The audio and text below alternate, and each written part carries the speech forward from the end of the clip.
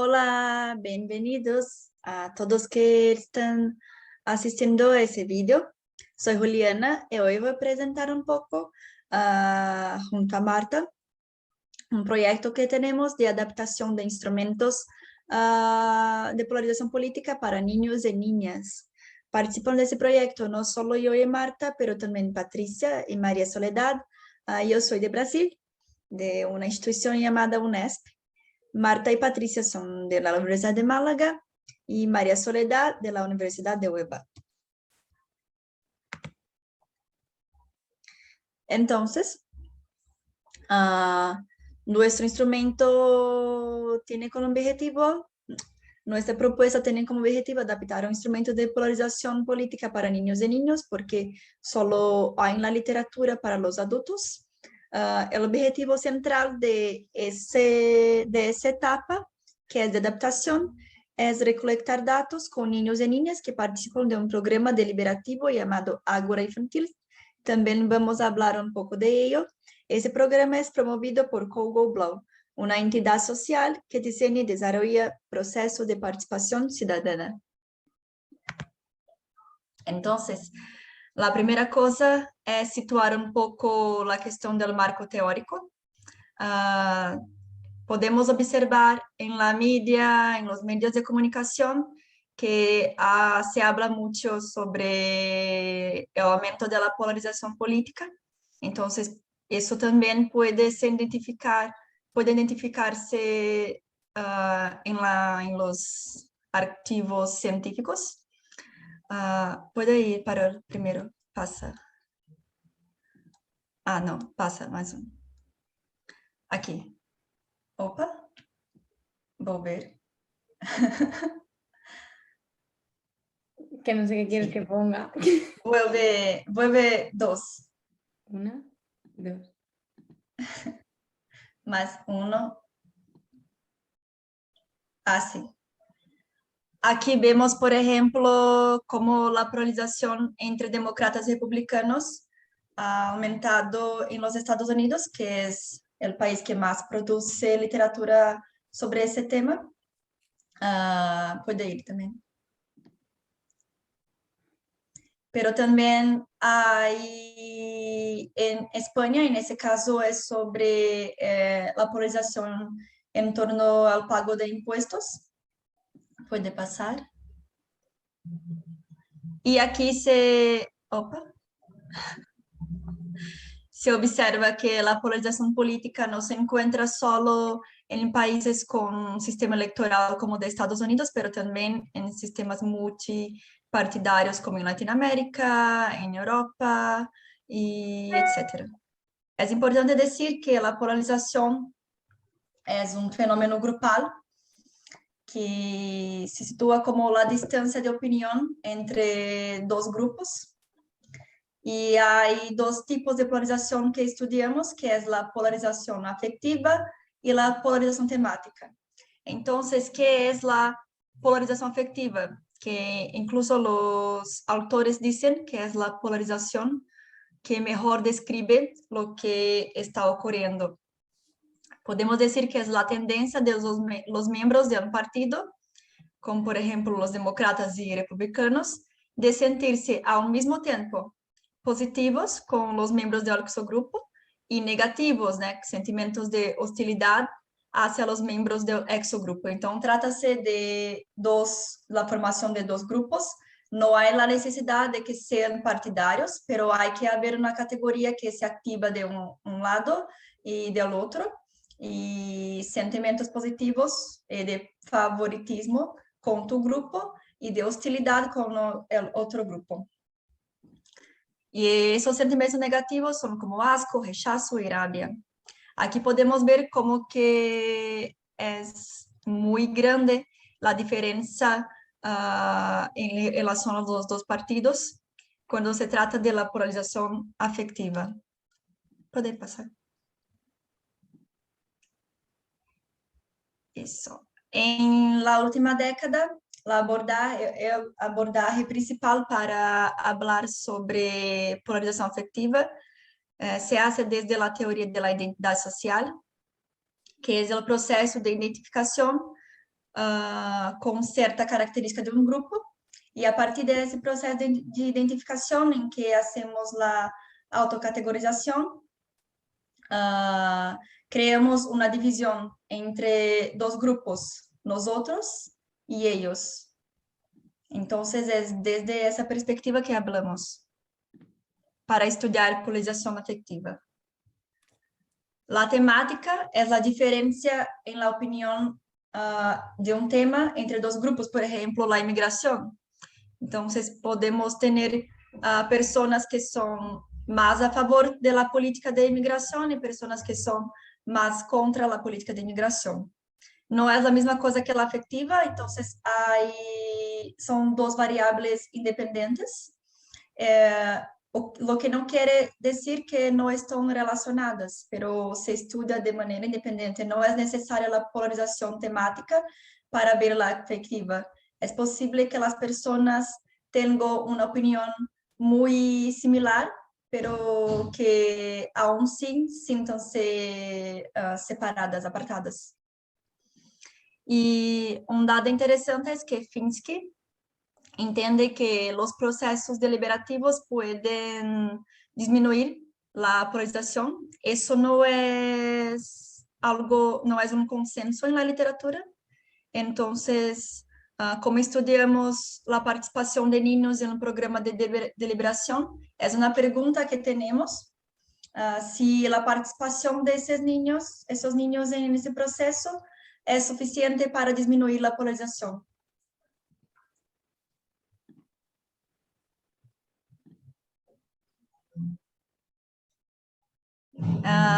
Um pouco rapidamente sobre os processos deliberativos, é que se situam desde essa discussão sobre como que as democracias representativas encontram-se em crises, especialmente devido à não inclusão de pessoas que estão na base, que estão marginalizadas. E se produz com essa crise a desafecção política, a insatisfação e a desconfiança. Então, implementar processos deliberativos é uma maneira de aumentar essa inclusão e possibilitar a participação e o engajamento na política. E Agora Infantil é um programa deliberativo, como esse que estamos falando, em que é promovido por la Co-Global. Tem ao menos 7 sessões.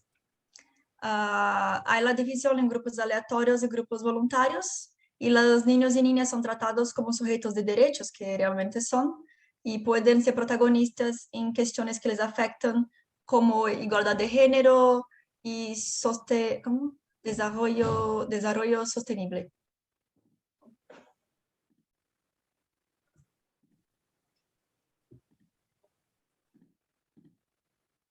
Voy a continuar yo explicando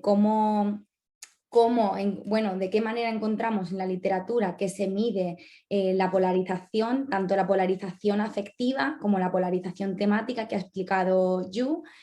En la literatura que nosotras hemos revisado, en torno a la polarización afectiva, se encuentran instrumentos que evalúan este tipo de polarización en torno a 3 dimensiones distintas: la emocional, la cognitiva y la conductual. En cuanto a la dimensión emocional, en la literatura se encuentran 2 tipos de medidas diferentes. La primera, que es la que podéis ver aquí, está basada en los estudios del American National Election Studies sobre los sentimientos hacia las personas del partido contrario. Esta medida es ampliamente utilizada en los estudios sobre polarización que hemos revisado. Se denomina el termómetro de las emociones o de los sentimientos, y en él las personas que participan en la encuesta deben situarse en una escala de entre 0 y 100 grados, que también tiene un punto medio, donde la temperatura más cálida significa una mayor proximidad y mayores sentimientos positivos, y cuanto menor es la temperatura, más alejadas se encontrarían y se percibirían de las otras de la persona. El segundo tipo de medida, aquí veis el instrumento, sería la que evalúa la distancia social.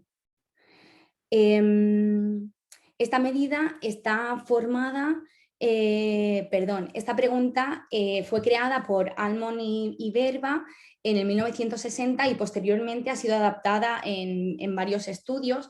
La pregunta tradicional o que se utilizaban que utilizaban esos autores que comento decía algo así como: suponga que su hijo o su hija se casa con una persona del partido distinto, ¿cómo se sentiría? ¿No? Y este ítem pues, ha sido utilizado y ampliado, como decía, en estudios posteriores, donde pues, se han evaluado también si las personas que participaban del estudio estarían dispuestas a tener contactos con miembros del partido contrario en distintos escenarios, como por ejemplo interactuar con esas personas si fuesen en contextos de amigos o vecinos o en la participación de actividades sociales. Continuando con la dimensión cognitiva, aquí nos pasa primero, sí. Continuando con la dimensión cognitiva de la polarización, esta se mide a través de la identificación de los estereotipos hacia el endogrupo y hacia el exogrupo. Como se ve aquí en la presentación, pues se trataría de que se eligieran en el cuestionario una serie de adjetivos para identificar tanto al endogrupo como al exogrupo. Por último, en la medición de la dimensión conductual se utilizan medidas similares a las que se utilizan por los autores clásicos, ¿no? En los estudios del paradigma del grupo mínimo. Estos instrumentos permiten analizar cómo las personas discriminan hacia el exogrupo y el endogrupo en el reparto de recursos. En cuanto a la evaluación y la medición de la polarización de las actitudes, ¿no? Hacia un tema político concreto, tomamos como referencia pues, las mediciones sobre la polarización grupal, donde hay una fase pre-test y una fase post-test, tras un proceso de deliberación grupal. En los estudios recientes sobre esta cuestión, como decía Yu, se aplican donde un grupo de participantes deliberan en torno a un tema político concreto. Por ejemplo, en el estudio de Fishkin se debatía en torno a las políticas de inmigración.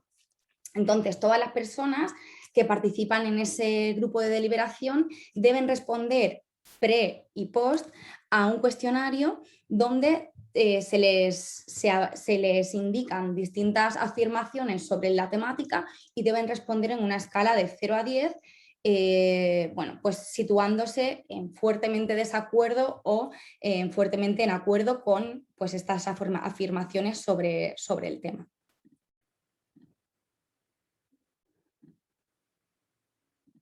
¿Qué esperamos alcanzar en nuestro estudio?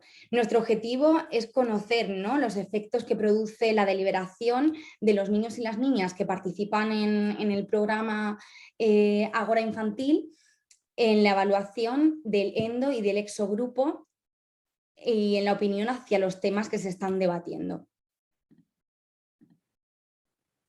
Nuestra hipótesis de partida es que encontraremos polarización afectiva y de las opiniones al inicio y que ambos fenómenos se reducirán en los participantes que participan en el programa Ágora tras la deliberación. En cambio, en el grupo control no esperamos pues, cambios entre el pretest y el posttest.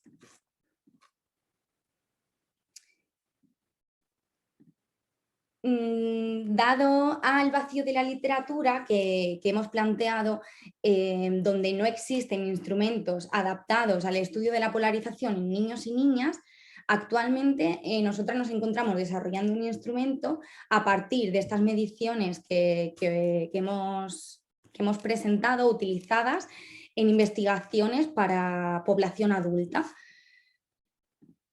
En cuanto a este instrumento, lo vamos a aplicar en un estudio que tiene un diseño cuasi experimental que compara medidas pre y post-test con un grupo diana y un grupo control, como estaba diciendo antes.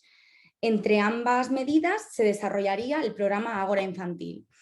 Este programa que comentaba Yu, que se compone de 7 sesiones de deliberación en las cuales el grupo diana es informado sobre un tema, como por ejemplo la igualdad de género, y tienen espacios y tiempo para deliberar en torno a esa temática.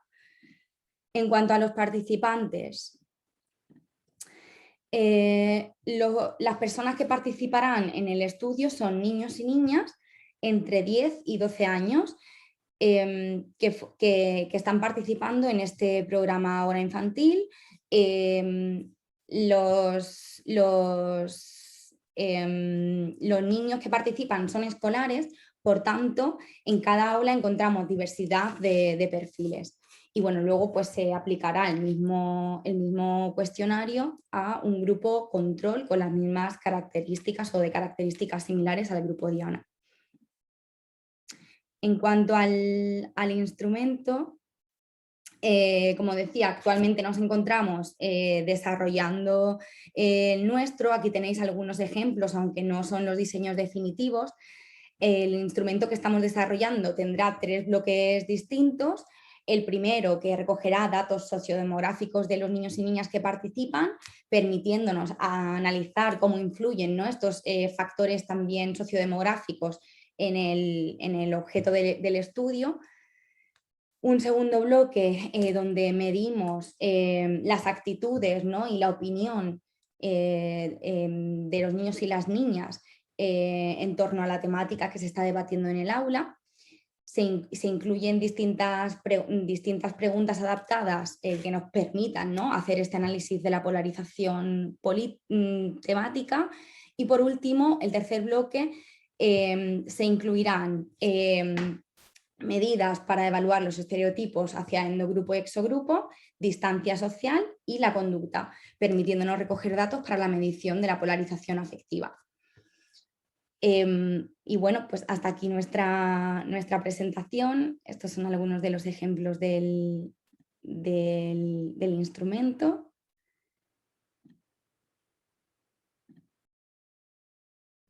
Y muchas gracias. Muchas gracias.